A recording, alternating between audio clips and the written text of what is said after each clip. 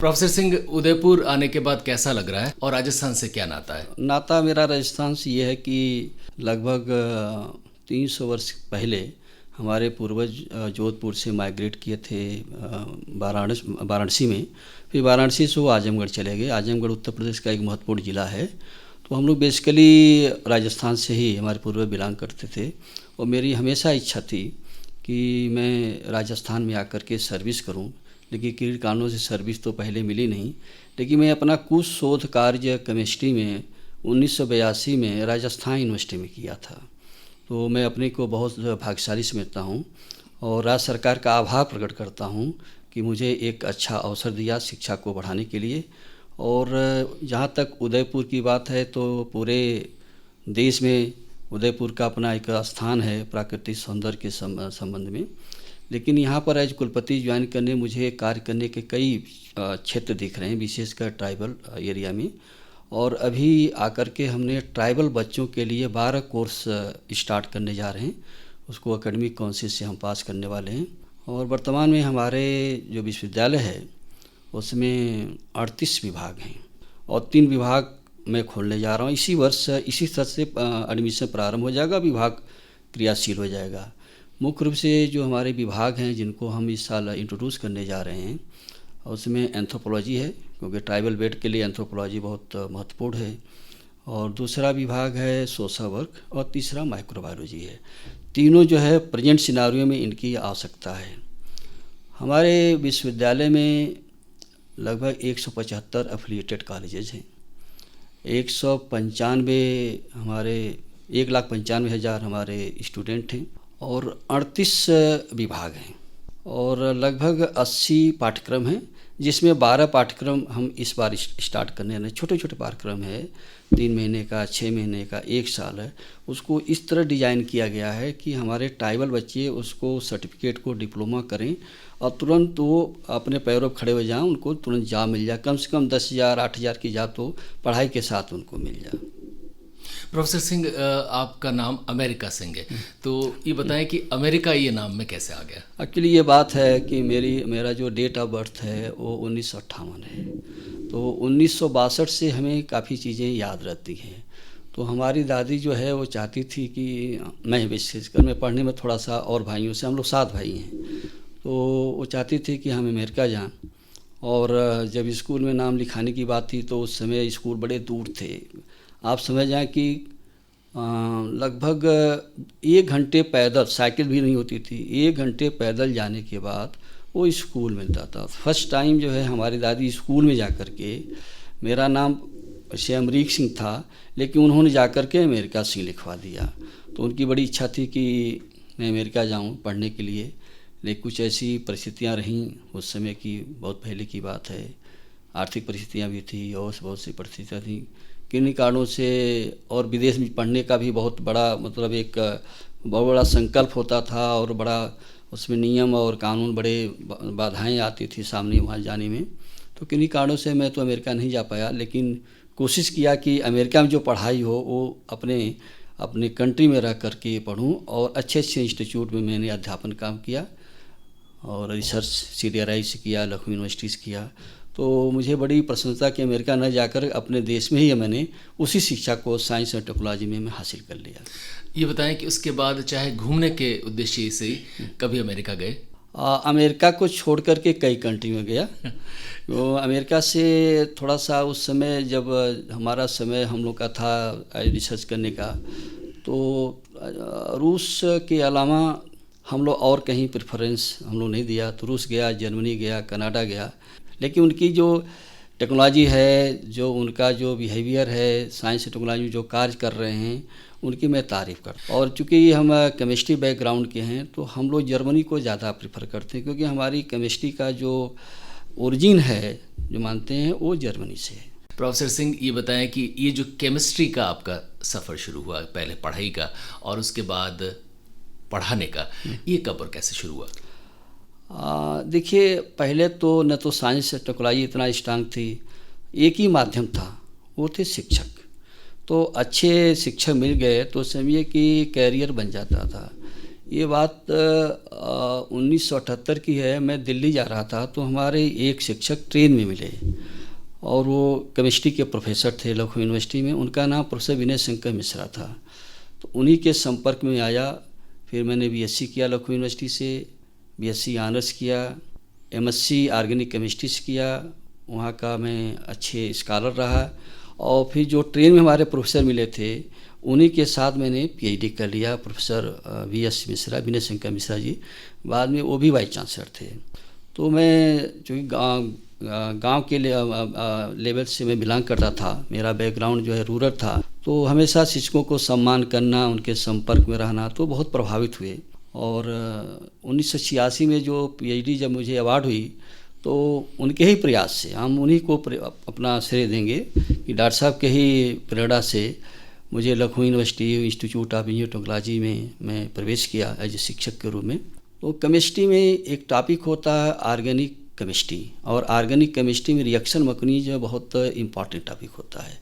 जितनी ड्रग की डिज़ाइन है, रिएक्शंस हैं, नेचुरल रिएक्शंस हैं, वो सब डिपेंड करता है रिएक्शन मैकेनिज्म पर।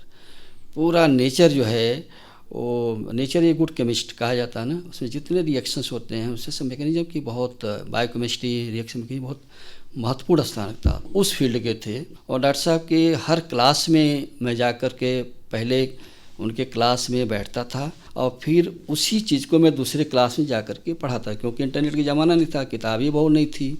तो ये परंपरा हमने भी शुरू किया। जब मैं शिक्षक बना 1986 में, तो मैं रिसर्च स्कॉलर को भी प्रेरित करता था, आप मेरे क्लास में बैठो, मैं किस स्टाइल से पढ़ा रहा हूँ, क्या मोड आप पढ़ाने, क्या मेरा मोड है, किस स्टाइल में हम पढ़ा रहे हैं, किसी टॉपिक को कैसे हंसाते हंसाते बच्चों को पढ़ाया जाए, और सारे बच्चों पर बिल्कुल ध्यान रखिए, कौन बच्चा समझ पा रहा है, कौन बच्चा नहीं समझ पा रहा, इसको ध्यान रखते हुए और क्लास को बिल्कुल हंसी के माहौल में रख करके हम लोग पढ़ाते थे। और आज भी मेरी एज जो है 63 के अराउंड होने जा रही है, आज भी मैं क्लास लेने की कोशिश करता हूँ। इसके पहले भी क्लास लेता रहा हूँ और यहाँ भी मैं पहला क्लास लूँगा 9 से 10। और केमिस्ट्री में तो बहुत टॉपिक, बहुत से एरिया हो गए हैं, जैसे बायोगैस टेक्नोलॉजी हो गया, वो भी मेरी फील्ड है। इन्वायरमेंटल केमिस्ट्री है, वो भी उसमें दखलंदाजी कुछ हो गई है।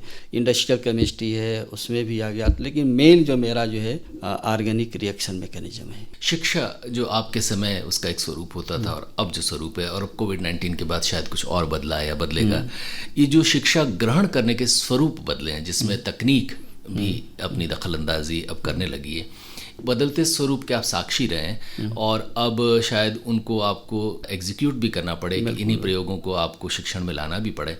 बताएं कि ये जो तमाम परिवर्तन धीरे धीरे शिक्षण प्रणाली में आते आए हैं और आते जाएंगे, ये आपको कैसे लगते हैं, और भविष्य में क्या शिक्षण प्रणाली देखते हैं आप? देखिए, अगर हम सोचते हैं कि जो हम पहले से पढ़ कर आए हैं, जिस मोड में हम पढ़े हैं, जिस मोड पढ़ाए हैं, तो उस समय की वो डिमांड थी। डिमांड ये थी कि उस समय इंटरनेट नहीं था, कंप्यूटर नहीं था, किताबें भी नहीं थी, बहुत से रिसोर्सेज नहीं थे।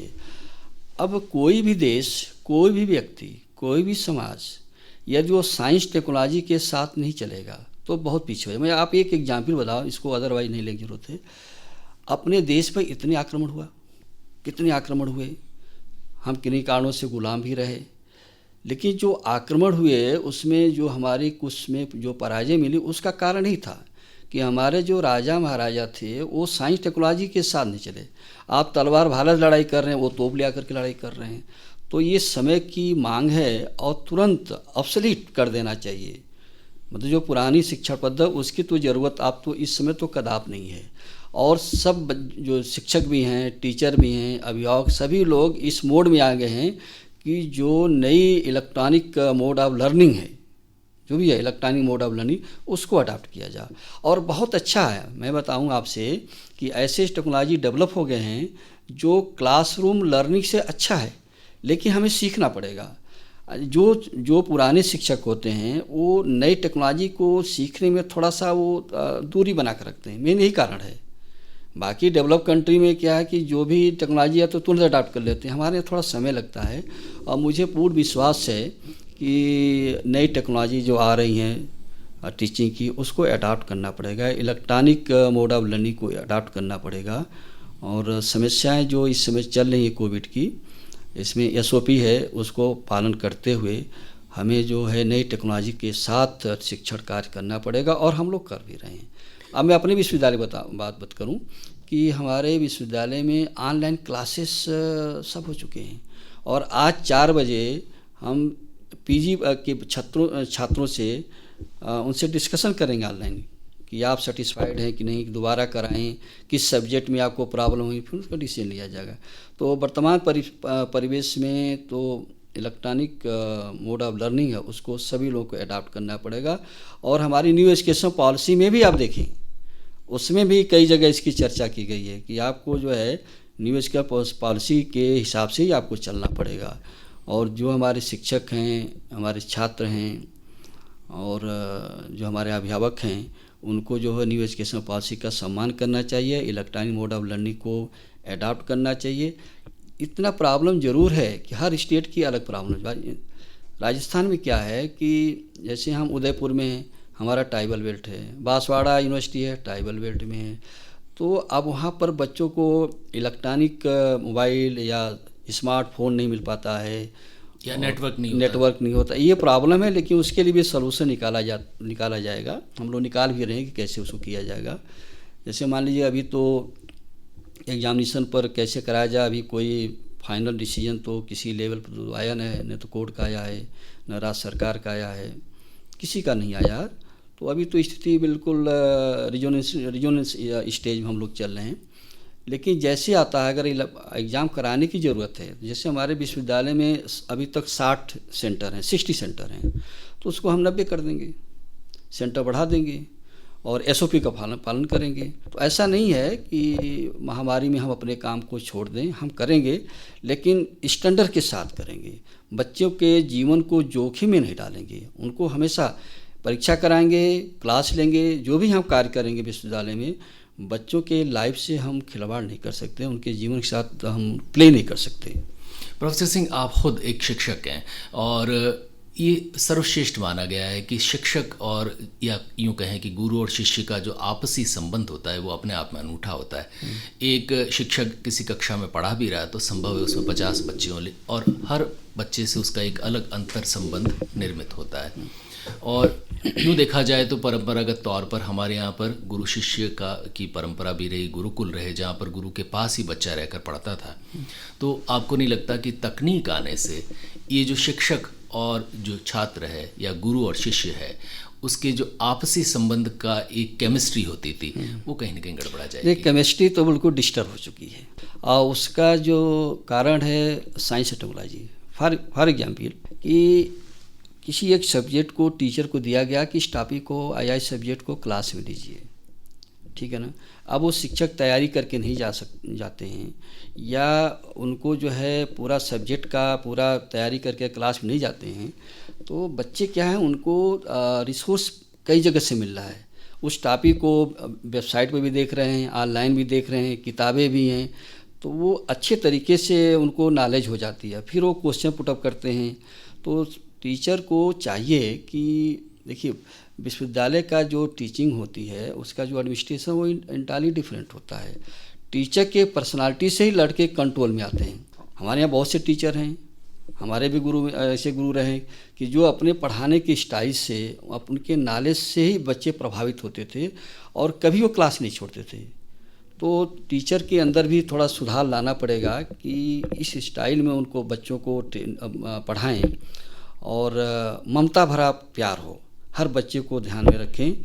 तो मेरे समझ से ये परंपरा बन सकती है जैसे पहले थी, जो शिक्षक और जो टीचर के बीच में जो परंपरा पहले थी। परंपरा है, ऐसी बात नहीं है कि बिल्कुल डिसअपीयर हो चुकी है, लेकिन कमी 30 से 40% कमी आ चुकी है। और उसका कारण ये है कि मोड ऑफ लर्निंग, बच्चे पहले ही टॉपिक पढ़ लेते हैं, सोचते हैं हम क्लास में क्यों जाएं, कोई आवश्यकता नहीं इसकी है। ये कोविड-19 का संकट दुर्भाग्य से ऐसे समय आया जब बच्चों की कुछ की इम्तहान होने थे और कुछ इम्तहान होने के बाद प्रतीक्षा कर रहे थे अगली कक्षा में जाएंगे। हो सकता है कोई बच्चा जो पीजी का एग्ज़ाम फाइनल ईयर का दे रहा हो सकता है, आगे कैरियर तलाश रहा हो या रिसर्च करने की सोच रहा हो, या ऐसा बच्चा जो यूजी के फाइनल ईयर में हो जिसे कॉलेज या यूनिवर्सिटी छोड़कर आगे या तो कहीं पीजी में एडमिशन लेना या नौकरी की तलाश करनी है, ये सारे संकट जो कोविड-19 की वजह से खड़े हो गए, जिसके लिए ज़िम्मेदार एक वायरस है, हम नहीं, लेकिन इसने परेशानियां तो क्रिएट की है और ख़ास तौर पर शिक्षण संस्थाओं में बच्चों के लिए, शिक्षकों दोनों के लिए की है। ये बताएं कि ये जो सेशन था, या यूँ माने कि 2020 का साल, ये आपके विश्वविद्यालय में जो जो संकट खड़े कर चुका है, उनका कैसे निपटारा कर रहे हैं? देखिए, अगर आप देखा जाए कोविड का इफ़ेक्ट ग्लोबल लेवल पर, तो सबसे ज़्यादा इफ़ेक्ट एजुकेशन सेक्टर में आया है। उसमें शिक्षण संस्थाएं भी प्रभावित हो गई हैं, छात्र भी प्रभावित हो चुके हैं, गवर्नमेंट भी प्रभावित हुई है, कैसे इनको जो है इससे इनको आगे ले चलें। तो इसके वजह से जो हमारे एग्जामिनेशन का है, प्रमोशन का बच्चों का है, रिजल्ट का है, प्लेसमेंट का है, इसके बारे में सभी लोग चिंतित हैं। विश्वविद्यालय भी चिंतित है, राज्य सरकार, केंद्र सरकार भी चिंतित है, हमारे हाई कोर्ट, न्यायालय, सुप्रीम कोर्ट, सभी लोग चिंतित हैं कि कैसा रास्ता निकाला जाए ताकि बच्चों का कैरियर एक साल बर्बाद न हो।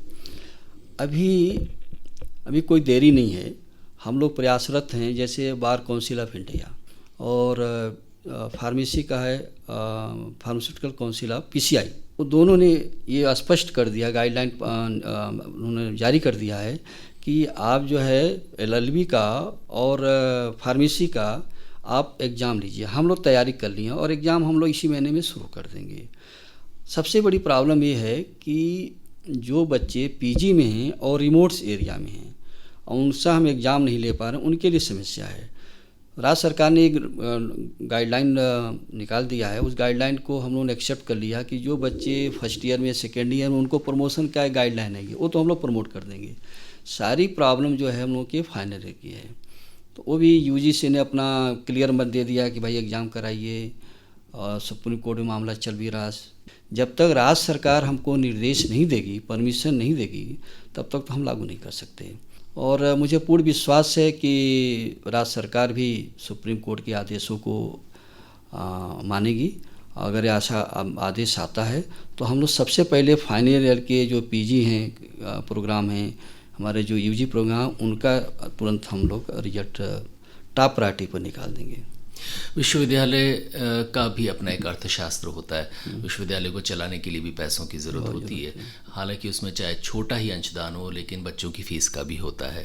तो ये सारे जब एडमिशन्स इस ढंग से नहीं है, या जब कोई आय के सोर्सेज बहुत लिमिटेड हो जाते हैं, ऐसे में आपको नहीं लगता विश्वविद्यालय को खुद को चलाना या खुद का खर्चा चलाना इस कोविड-19 के संकट फीस में जो है, फीस मेजर कंपोनेंट है। हमारे जो आय का स्रोत है वो मैक्सिमम फीस ही है। अब हर विश्वविद्यालय में हमारा कोई ऐसा अकेला विश्वविद्यालय नहीं है, हर विश्वविद्यालय में सेल्फ फाइनेंसिंग मोड में कोर्सेज हम लोग प्रारंभ किए हैं। यहाँ पर थोड़ी आर्थिक तंगी ज़्यादा है ट्राइबल बेल्ट में, तो हम लोग फीस नहीं बढ़ा सकते, और फाइनेंशियल क्राइसिस भी है। तो मैंने अभी मीटिंग करके और लगभग फाइनल स्टेज पर हम आ गए हैं कि कुछ सीट बढ़ा दिया जाए, फीस बढ़ाने के बजाय हम सीट बढ़ा दें, और सीट बढ़ जाती है तो हमारा फाइनेंशियल जो क्राइसिस है, क्योंकि सैलरी भी उसी से जाएगी और खर्चे भी फीस से ही आते हैं। तो हम लोग प्रयास यही, हमारे जो 12 कोर्स हम जो स्टार्ट कर रहे हैं उसके पीछे यही मंशा है कि हमारी थोड़ा आर्थिक स्थिति जो है मजबूत रहे, आगे हमको आर्थिक संकट नहीं आए। अगर आर्थिक संकट आ जाएगा तो राज्य सरकार भी मदद नहीं करेगी, को राज्य सरकार तो वो भी आर्थिक संकट में रहेगी। तो पर्टिकुलरली हमारा विश्वविद्यालय, हम लोग विशेष ध्यान दे रहे हैं कि आर्थिक संकट ना आए। फॉर एग्जाम्पल, हमारे पेंशन जो है इंटरनल रिसोर्स से दी जाती है, और मेरे पास 1 साल तक पेंशन की कोई प्रॉब्लम नहीं है, लेकिन अगले साल भी नहीं आए पेंशन की प्रॉब्लम, वो भी हम अभी से तैयारी कर रहे हैं।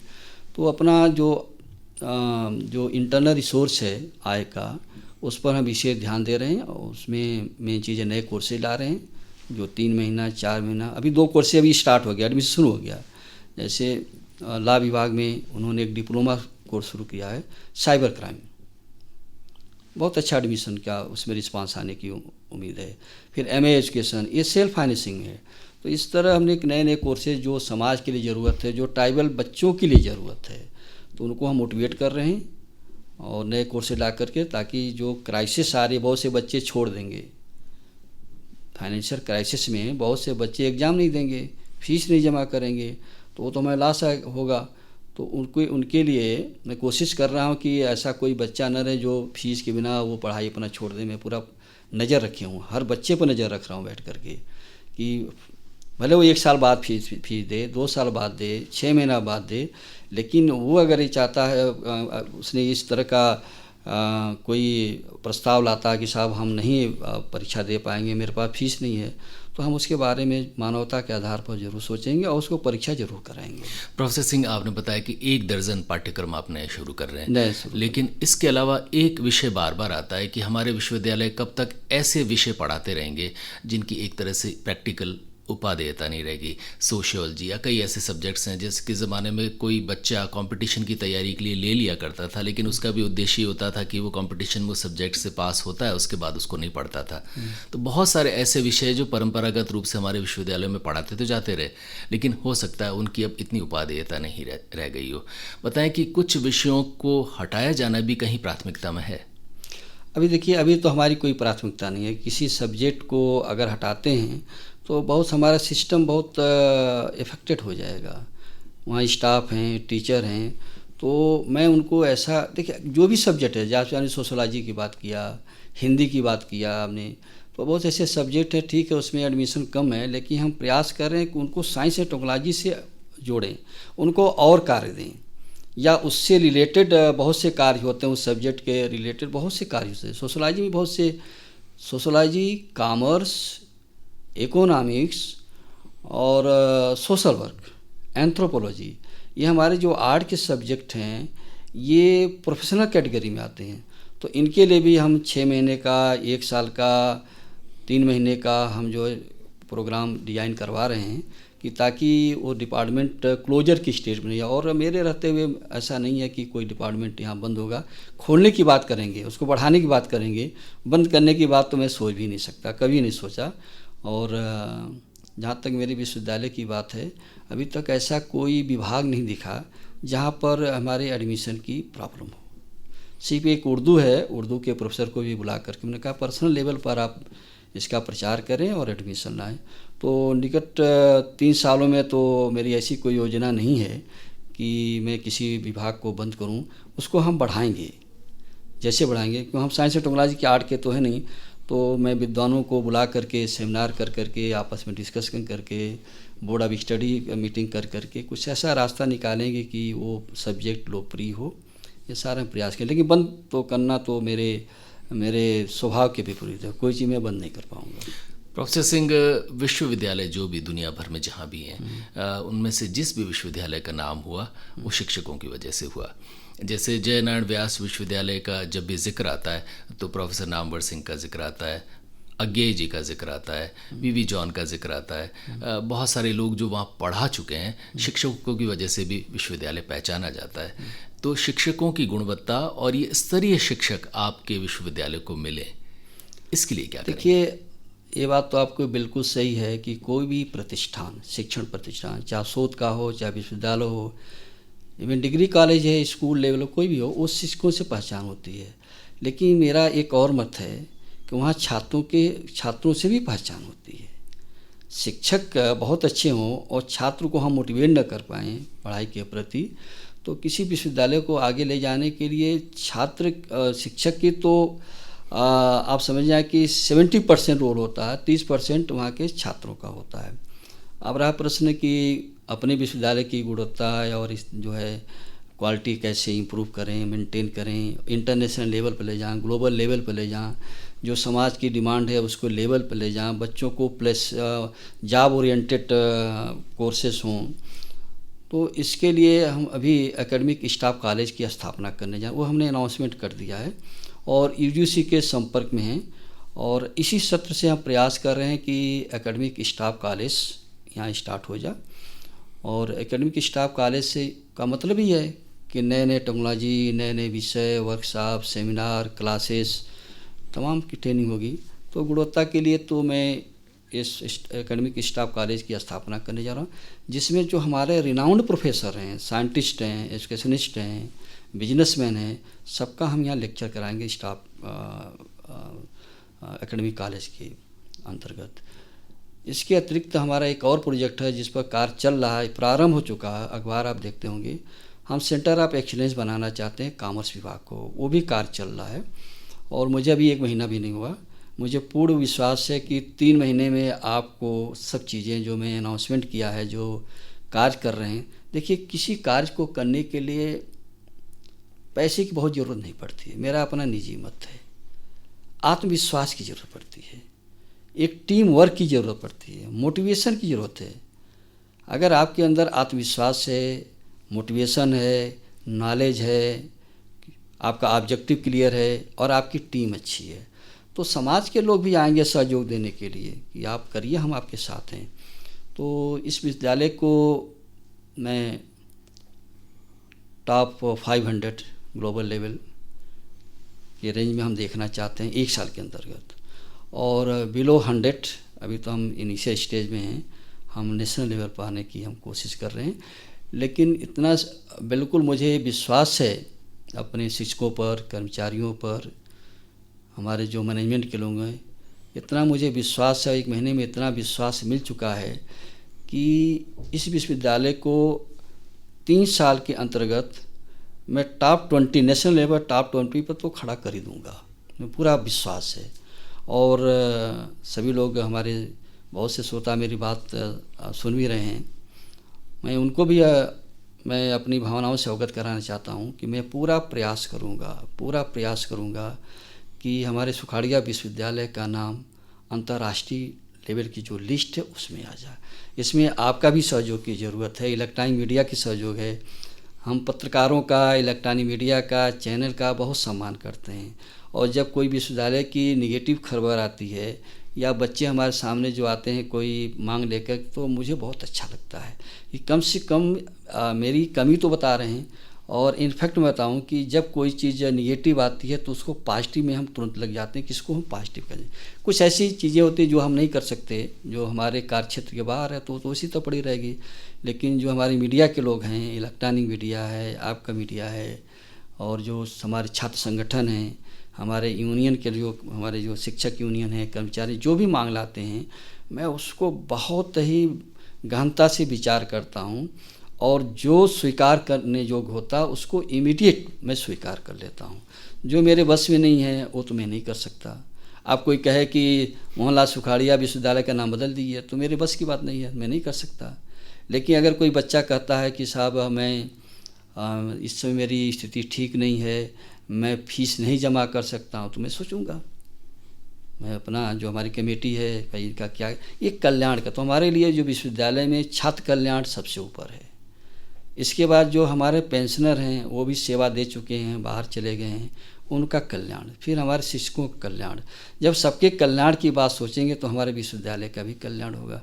और दूसरी बात ये है कि अभी मेरे तो 1 महीना भी नहीं हुआ यहाँ पर, उदयपुर के लोगों का भी हम साथ लेंगे, राजनीतिक पार्टियों का भी साथ लेंगे, यहाँ के बिजनेसमैन का भी साथ लेंगे, सबके दरवाजे पर हम जाएंगे। जैसे मदन मोहन मालवीय जाते थे, मैं सबके यहाँ जाऊँगा कि भाई आप लोग हमारे विश्वविद्यालय को आप कुछ सहयोग करें, जिस तरह का सहयोग है, ताकि इस विश्वविद्यालय का नाम अंतर्राष्ट्रीय स्तर पर, इंटरनेशनल लेवल पर आ सके। प्रोफेसर सिंह, जाते जाते तमाम स्टूडेंट्स जो ये कार्यक्रम सुन रहे हैं, जो किसी भी चिंता से भी ग्रसित हो सकते हैं, उन्हें क्या मैसेज देंगे? उन्हें तो मैसेज मैं सिर्फ एक ही दूंगा, मैसेज तो हम 3 देंगे, लेकिन उनके लिए महत्वपूर्ण मैसेज ये है कि इस समय जो महामारी चल रही है जिसमें कोई दवा नहीं है, सिर्फ प्रिकॉशन है। अगर दवा थोड़ा कारीगर है तो हमारे कंट्री में ही है, लेकिन वो भी दवा जो है उन्हीं कारीगर जिनकी एज जो है 40 वर्ष के नीचे है। हमारे थोड़ा आयुर्वेदिक मेडिसिन सब लोग जानते हैं। मैं अपने छात्रों से यही अपेक्षा करता हूँ कि आपकी परीक्षा हो या न हो, आपको जॉब मिले या न मिले, लेकिन आप इस समय अपने को बचे रहें। और अभिभावकों से भी मेरा अनुरोध है, प्रार्थना भी है, करवत प्रार्थना है कि अपने बच्चों को संभाल कर रखें कुछ समय तक। मेरी शुभकामनाएं हैं वो स्वस्थ रहें और परीक्षा के लिए तो हम लोग चिंतित हैं, रिजल्ट के लिए सभी लोग चिंतित हैं। मैं पहले बता दिया, सभी लोग चिंतित हैं।